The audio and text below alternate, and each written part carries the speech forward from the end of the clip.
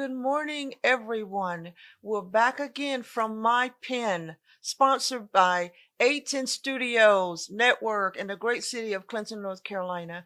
I greet you. I thank you for tuning in with us.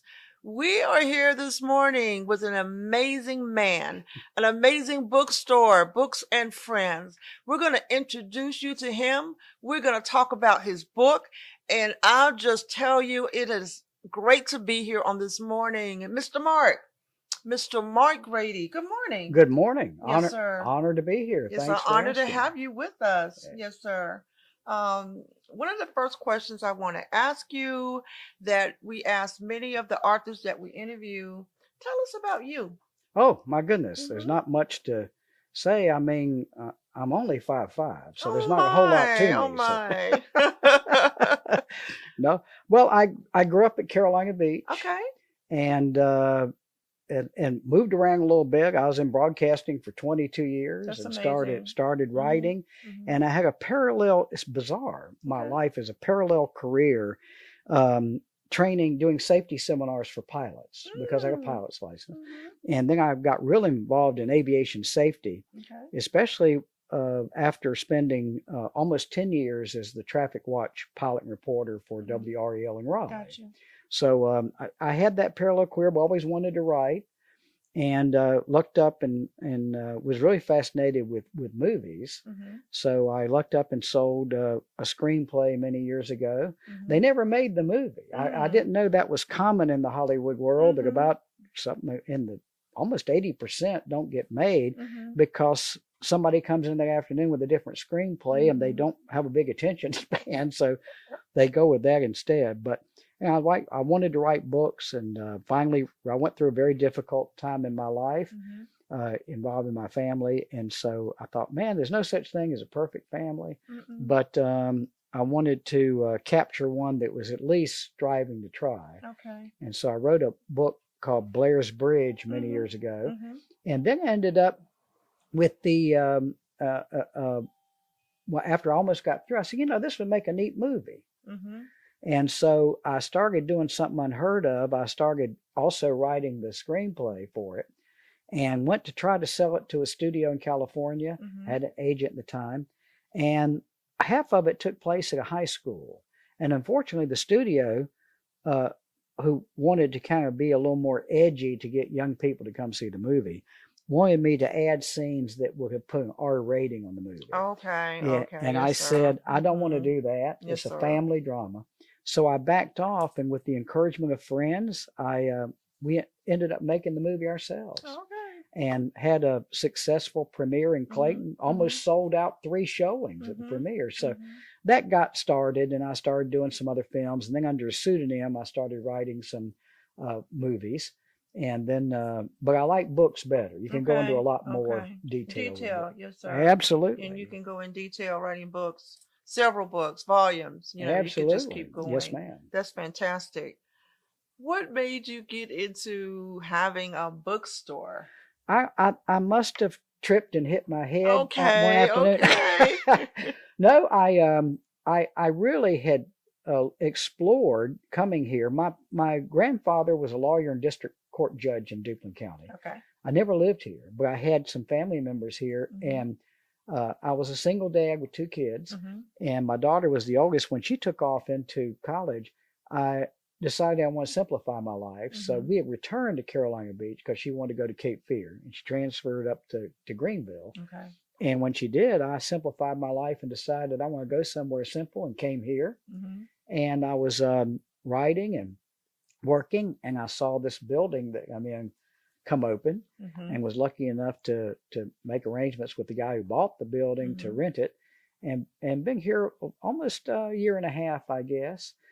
Never made a dime in this bookstore, Wow. Oh but it's my. not about that. Okay. It's That's about amazing. Now, so you never, as of today. as of today. Okay. Okay. So, but that's not really. I wanted to encourage reading, Okay. especially in rural areas. Kids aren't introduced to it a lot, and adults Mm-mm. don't have access to it. Mm-mm. I mean, how many small towns have a bookstore? Not many. We used to have one in Clinton, but I think it kind of went away. It was there for years, Hmm. but there's nothing going on right now as it relates to books. Right. You're saying that some of our young people, the younger generation, they're not introduced to books except for school, and they Yeah. don't want to Yeah. do it then. And even in school, they're Mm-hmm. giving out.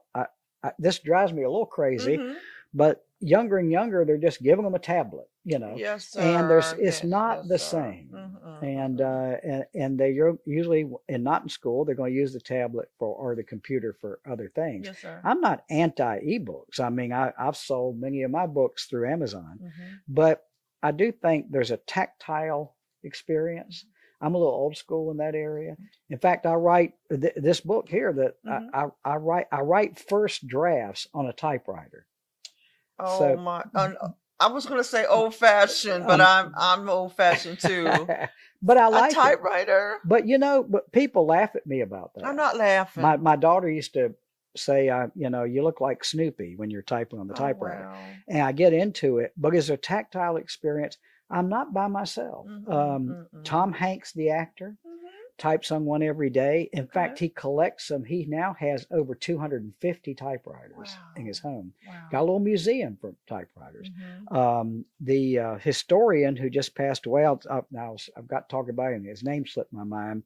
David McCullough. Mm-hmm. All of his books are written on one of those huge old Royal typewriters that weighed about as much as your car. You remember I you know. used to I see. know what you're talking And about. Yes, sir. even on a more modern note, John Mayer, the musician, was at the Rock and Roll Museum, and he started seeing in the songwriters' room all of these, you know, notebook paper, napkins in a restaurant where people had got an idea and I wrote it got down. you. Yes, And he sir. said, I wrote on hard drives Mm-hmm. and I never go back and look at them. So I don't know what I've got. Mm-hmm. So he started hearing about people who were going back to typewriters. So he bought one and now he's writing all his music Mm-hmm. on a typewriter. So there's Mm-hmm. almost a resurgence for that. Okay. There's a little 10-year-old boy that comes in here named Jackson who's become like a member of the family. He's just 10, but he started getting interested in stories and started writing them. And he had a little laptop and it died on him. And but he was really a good writer. Mm-hmm. And so he said, "Well, what do you do?" I said, "Well, see, sometimes you've got a pen or a piece of paper or a typewriter. You don't have to worry about it, breaking like a You computer." don't have to worry about it crashing. Yes. Okay. So he said, typewriters. He said, I've heard of them. So I went back to my office and said it on this table we're Mm-hmm. sitting here at now in the bookshop. And it took him just a few minutes to catch on to a manual typewriter, and he sat here and wrote 3 pages on that. That's amazing. So he was so Mm-hmm. inspired. His mom is a single mom with 3 boys in the house. He's the youngest. Mm-hmm. So I went and bought him a typewriter. Found one on Facebook Marketplace and got him. Mm-hmm. And he's taking that home. He writes on it all the time. His mom says, "I really appreciate you doing that, except about 10:30 at night while I'm hearing tick tick Yeah, tick." I hear you. I hear you. Yeah, that is so cool. You know. I think you've already answered this, but do you enjoy what you do? You enjoy this pretty much. I do. Yeah. One thing, when I look back about knowing that it was highly unlikely I'd make a profit in a Mm. small town bookstore, I kept thinking, why did I just feel like I had to do it? Well, mentioning this boy that comes in here, Mm-hmm. I'll tell you what I did not expect. It wasn't long after I opened that young folks, especially young boys in the 10, 11, 12, 13, 14 years old area, started coming in here. Mm-hmm. And a lot of them have very challenging lives. Okay. They're in a home. The common trend among these boys is Mm-hmm. no positive male role models in their Okay, life. I understand. And it shocked me. And some of them would come in and their moms might have been on public assistance or something, and they literally had run out of food before the Mm-hmm. EBT card kicked in I again. got you. So I started buying food for them, having doing things. I let them do a little bit of work to help me out. And even here in town, people say I must have about 5 adopted sons Mm-hmm. now Mm-hmm. that come in here. Mm-hmm. So I think that if it makes sense, this has become a lot more than a bookstore. Mm-hmm. Mm-hmm. It's become a refuge for All these right, that is kids, wonderful. That is and they wonderful. need it. And Mm-hmm. I mentioned I used that. None of us grew up in a perfect family Mm-hmm. analogy earlier, but Mm-hmm. I'll tell you something. If I could spend 2 hours telling you some of these kids' stories, and it would blow your mind Mm-hmm. what they're living, the conditions. Mm-hmm. And I told somebody was in here after one left. They said it's great what you're doing with these boys. And I said, you know what? We have there's no such thing as a perfect family. I Yes, said sir. earlier, and I didn't grow up. None of us really grew up in one, Mm-mm. but we were the Waltons or the Little House on the Prairie Yes, compared to what some of yes, these kids. yes. And I bet you every town, Clinton, Wilmington, has this in the shadows, Mm-hmm. and not very many people know about it. You're right. And when I was listening to you talking about the boys that, coming in here or you talking to them, it's like therapy to let them know there's hope. Hmm. It's not the end of the story. It's not the end of the chapter. There's a new chapter. And I have to commend you for that, for being part of an answer or the answer and not part of the problem. Because we could talk all day, Mr. Mark, about our children and the Oh, young absolutely. generation. We could talk 20 years. But if you're not even helping, Hmm. you're just flapping and talking. Maybe there's a little empathy there, Hmm. but then you're still not doing anything about No, it. no. So I have to commend you for that. Well, believe it or not, there's a Mhm. bizarre correlation with Mhm. aviation and Mhm. training pilots, Mhm. in that when you think about it, we become a distracted and disengaged society. I know. People staring at their phones, the Yes, social sir. media Yes, thing, sir. and it's just totally a different world. And as a Mhm. result, Mhm. they call it social media, Mhm. but I think it's done more to desocialize people. Yeah, we were having dinner at my daughter's house last Sunday, and she came out of the kitchen because she cooked. And everybody was on their cell phone, Yep. including me. She said 5 people on their cell phones, and Yep. we felt kind of bad. We put them down. You're right. You're right. And it's causing traffic accidents. I mean, being a traffic Go watch pilot, ahead. Go ahead. it's going Yes. upward Yes. dramatically. Yes. Um, Believe it or not, it's showing up in aviation. I've had Mhm. airline captains when I was doing Mhm. aviation Mhm. seminars tell me the new first officers kind of think rules don't apply to them. Mhm. And in the aviation world, in fact, there's a regulation, and if you're on an airline, Mhm. that the captain and first officer or the co-pilot are Okay. not supposed to discuss anything in the plane except information pertaining to the flight from the Mhm. time they start pulling out from the gate until Mhm. they're at 10,000 feet, to keep Wow. them from being distracted. Okay. Okay. But now it's starting to show up that the captain will be taxiing at a very Mhm. complicated, busy airport like Atlanta and look Okay. over and see the first officer texting. Oh. And they don't get it. It's a sad situation. Mhm. Speaking of distraction, you just heard there it Mhm. is, the Mhm. text thing going on. That's good timing. But it just shows you Yeah.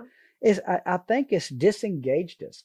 And on the social media side with these young people, Mhm. they spend more time worrying about what their status is Mhm. or an image of themselves Mhm. than reality. Instagram. Absolutely. Okay. Yeah.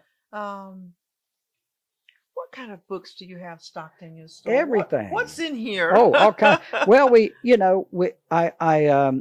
when I first opened, I had a lot of new books, Mhm. based on Mhm. the New York Times bestseller list and all that. Mhm.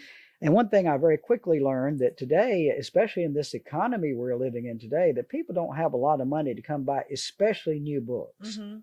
So that bothered me. I said, Okay. well, so I backed off on that and acquired tons and tons and tons of used books, all Yes. kinds of used Yes. books, Yes. fiction, nonfiction. We have a Mhm. faith-based section Mhm. here too. Mhm.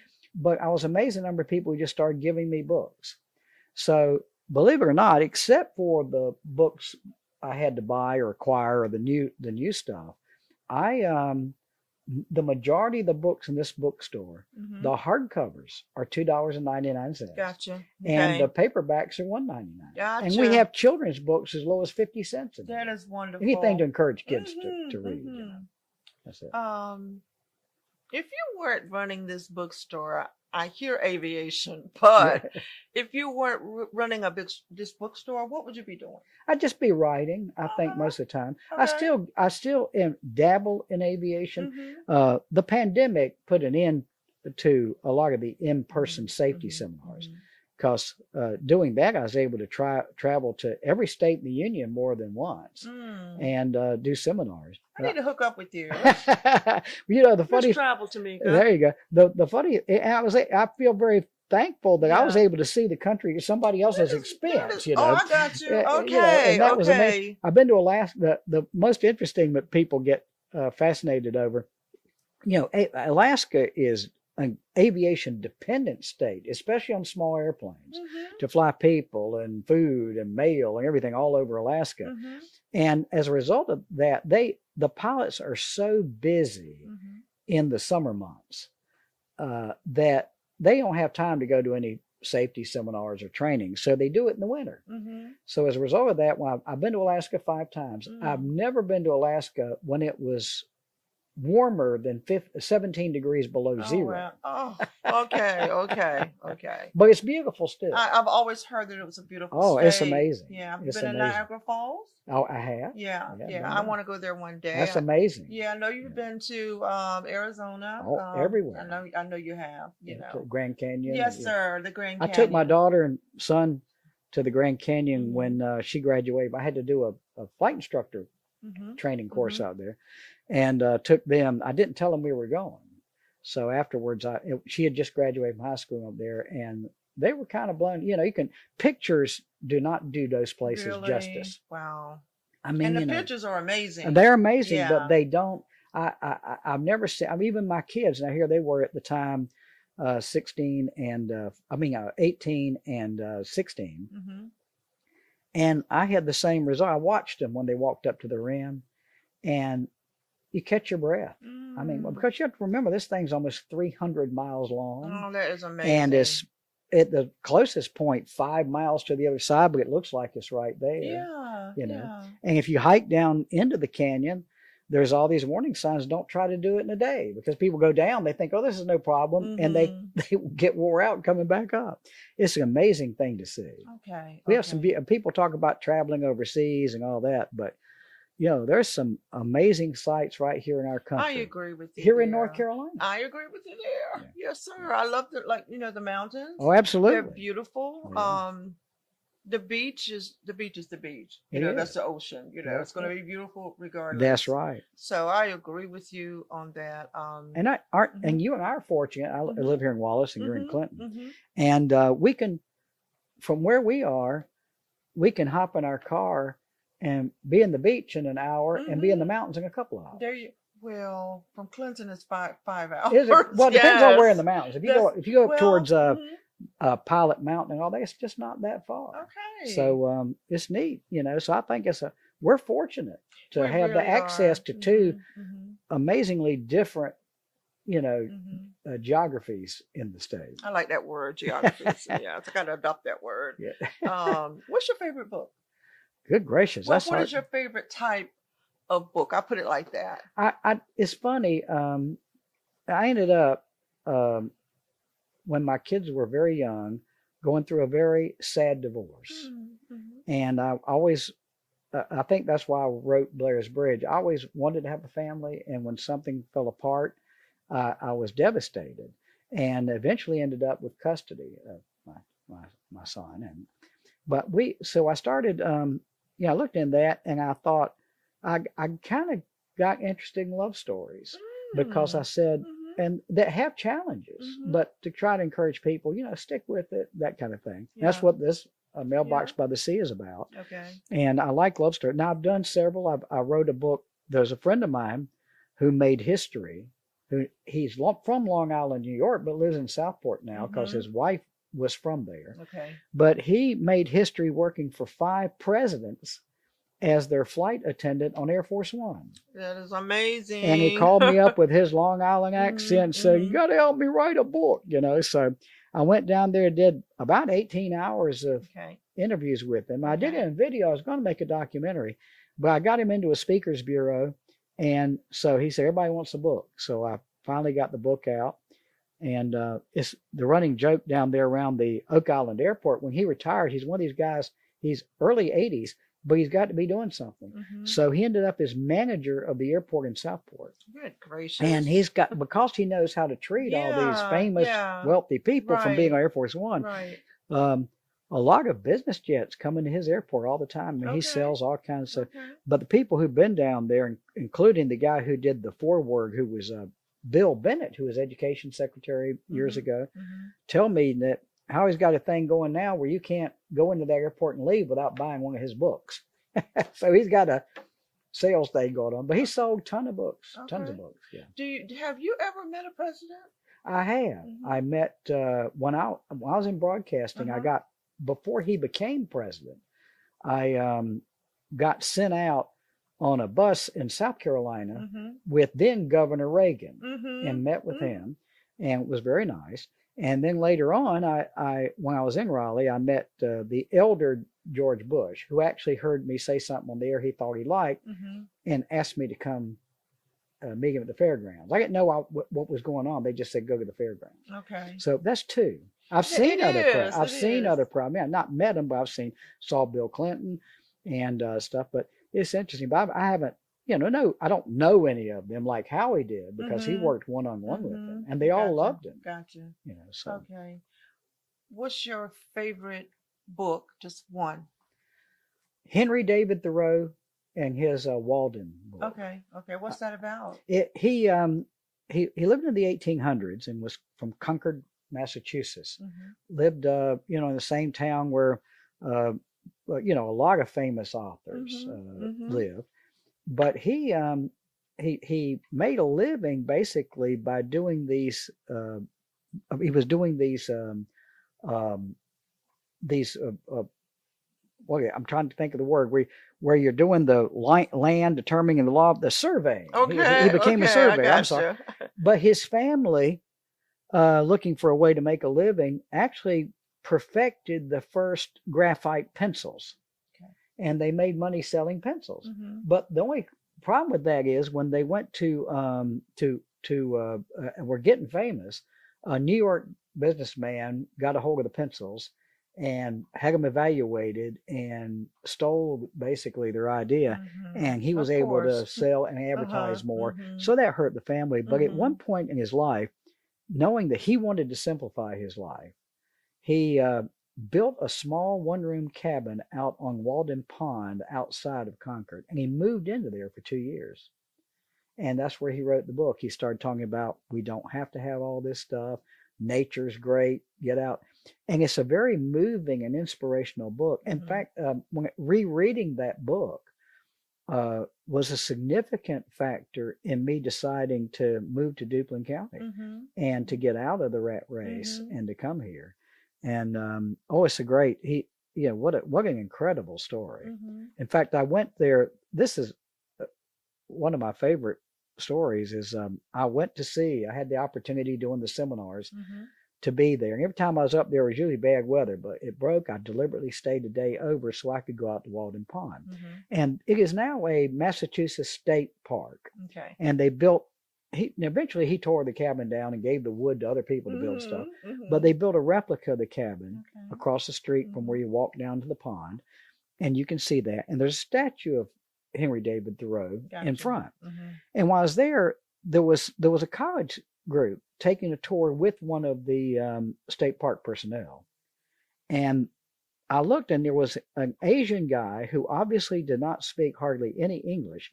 And what caught my attention about him first was that here I had a nice Canon digital camera. I was taking pictures.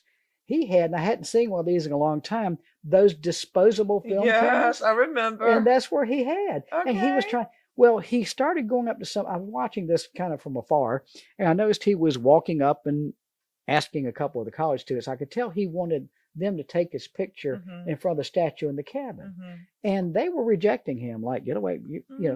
And so I went up to him. I knew he couldn't obviously speak English, so I said, "You want me to take your picture?"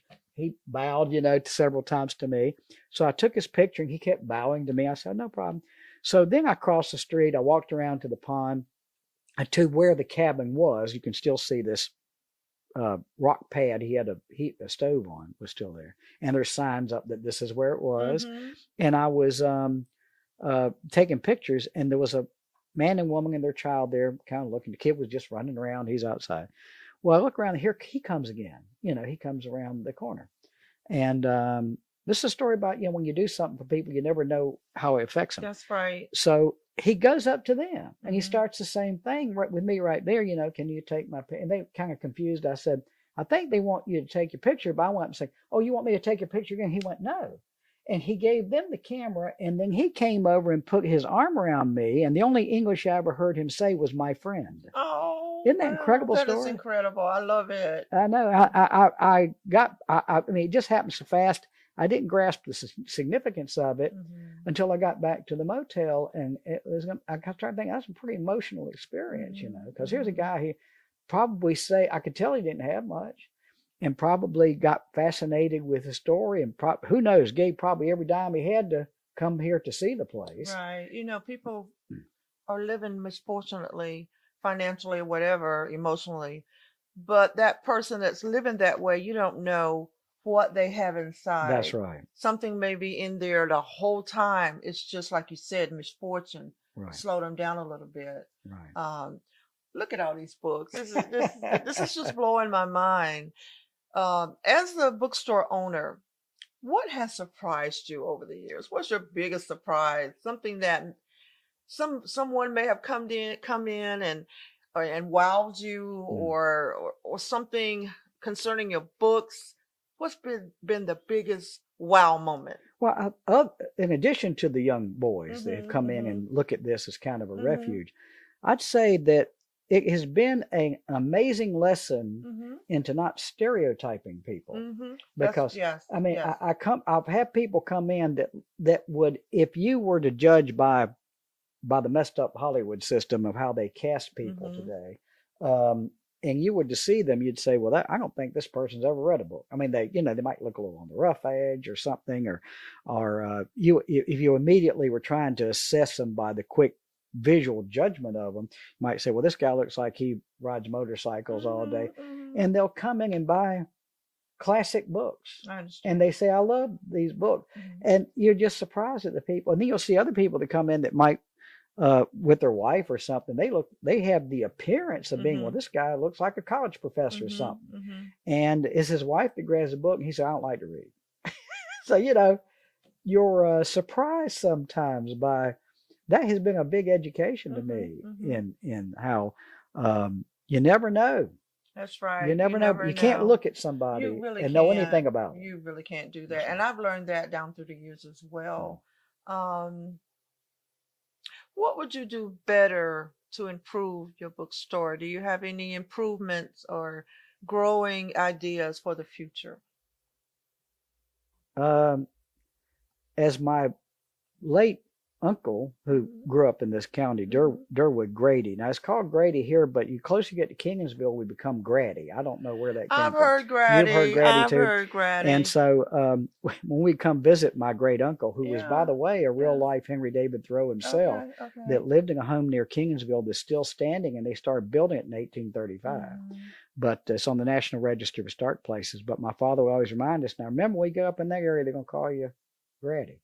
But as he would say, I'm a great generator of ideas, but have no money. Oh, And I hear you. so, yeah, writers are everybody. I wish I made as, because I've written some movies too, and I wish I had as much money as people think you do. Hmm. So, I'm like everybody else with the economy. Gas and groceries are high. Hmm. So if I could outreach and advertising, that would be, I think, a big help. Hmm. I still, even though I've been open a year and a half, excuse me, I've been open a year and a half, but I've had people coming in that live here and Hmm. say, I didn't know you were here.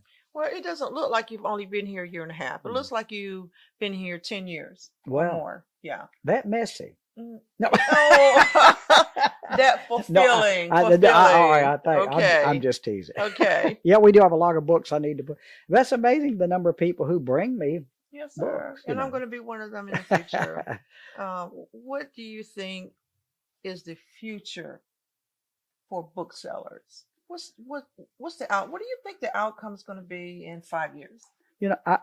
I see. I hope this is the case. This might Okay. be wishful thinking, Okay. but just as people are starting to go back to typewriters. In fact, Mm-hmm. there's a documentary they did called California Typewriter, Okay. and there's people rediscovering it, and they're saying this is neat. You think about it, we were coming along and you saw computers and cell phones. Oh wow! Well, now that these young kids today might have heard of a typewriter but didn't see one, I've brought them out here. It's amazing to watch them get around it Mm-hmm. and start slowly pushing it and watching how it works. You can Mm-hmm. actually see how it works, which you Mm-hmm. can't do Mm-hmm. with your phone and computer, and they become fascinated with them. So I'm hoping there's a trend back.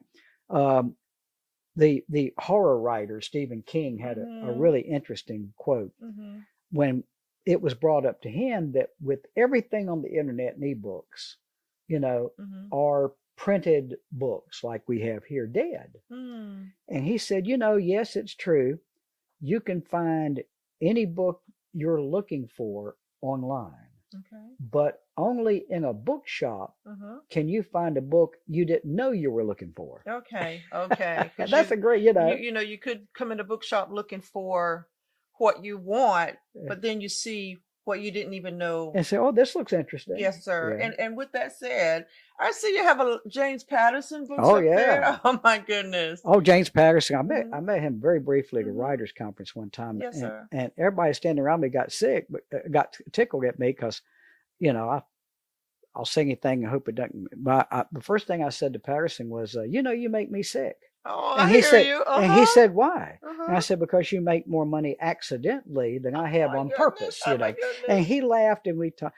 But, you know, James Patterson's an interesting character. He's in his 60s. He likes to, He's only in his 60s? he's in his late, I think he's about to turn 70. Okay, okay. But he Okay. writes, or early 70s. He Okay. has a huge home Hmm. in Palm Beach, Florida, Okay. that he bought with his success.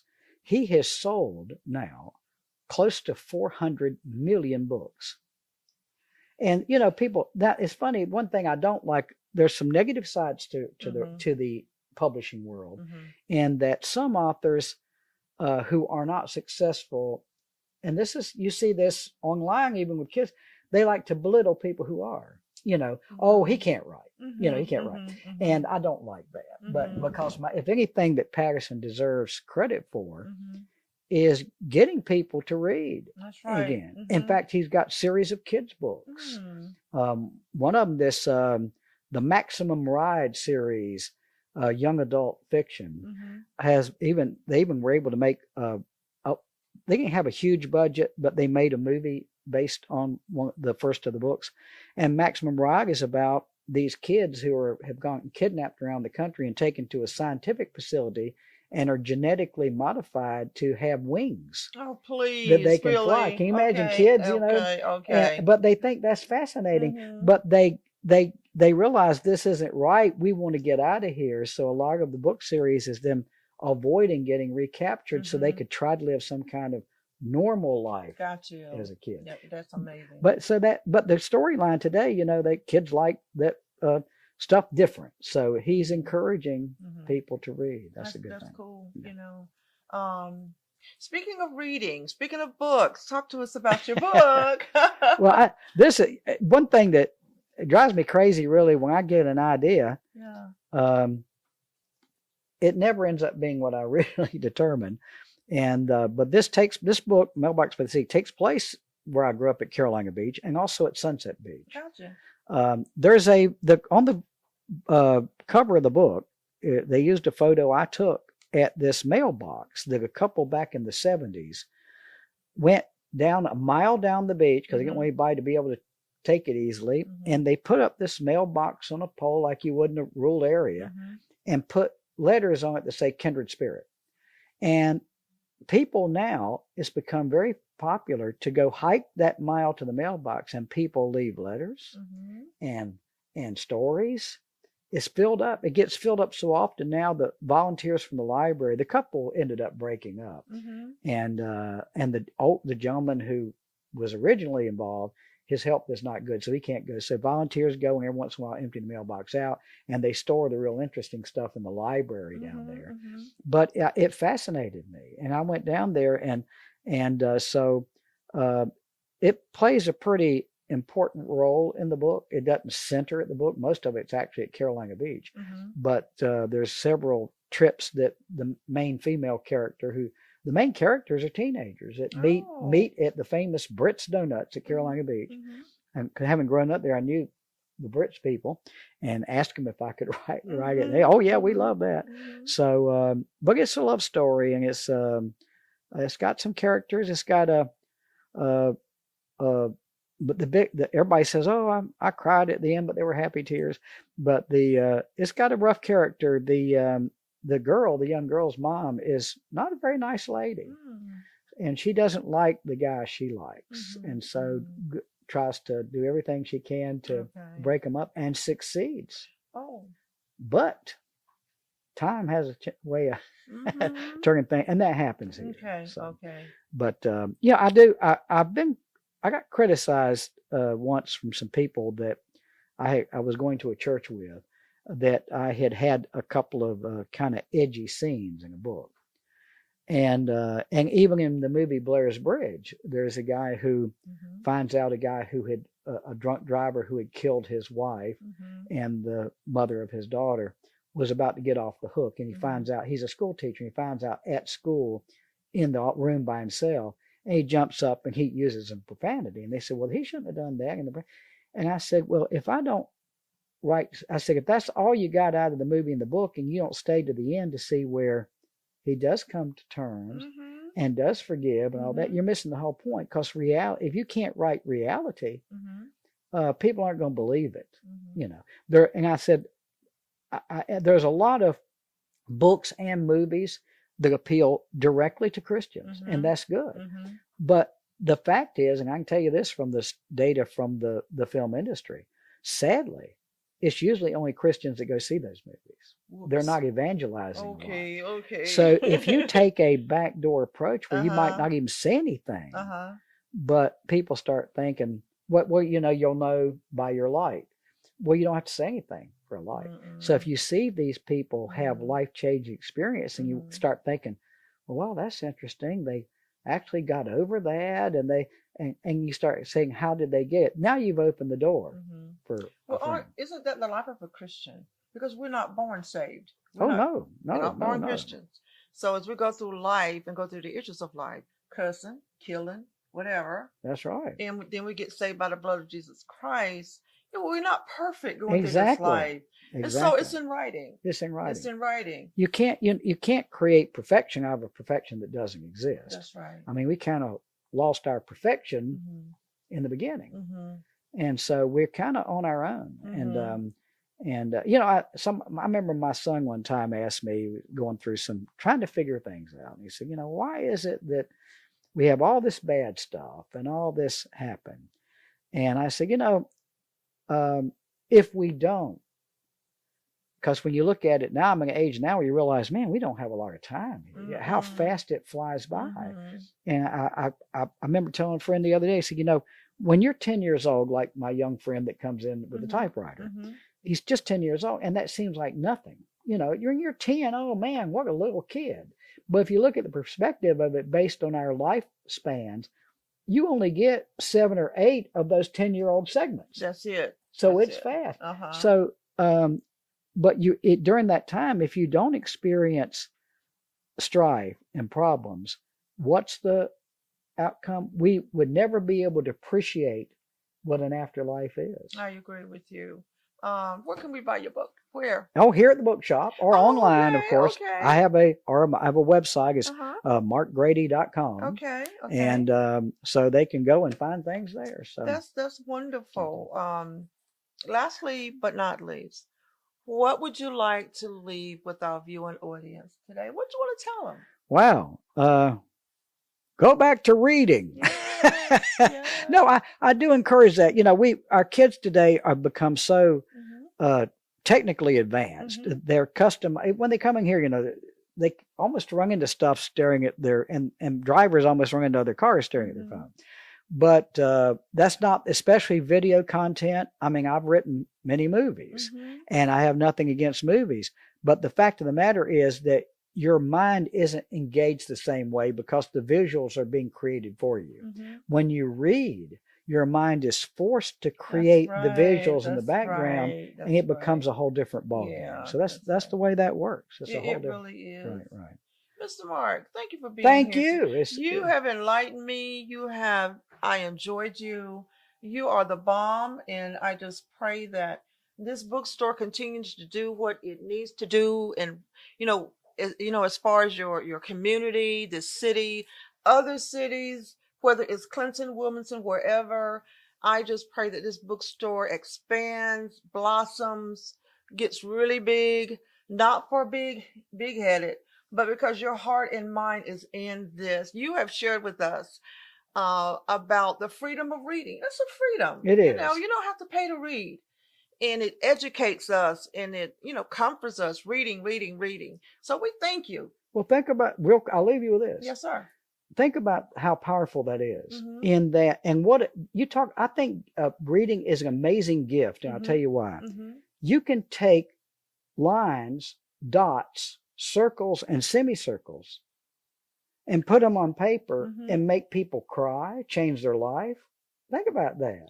I'm trying. Just just symbols.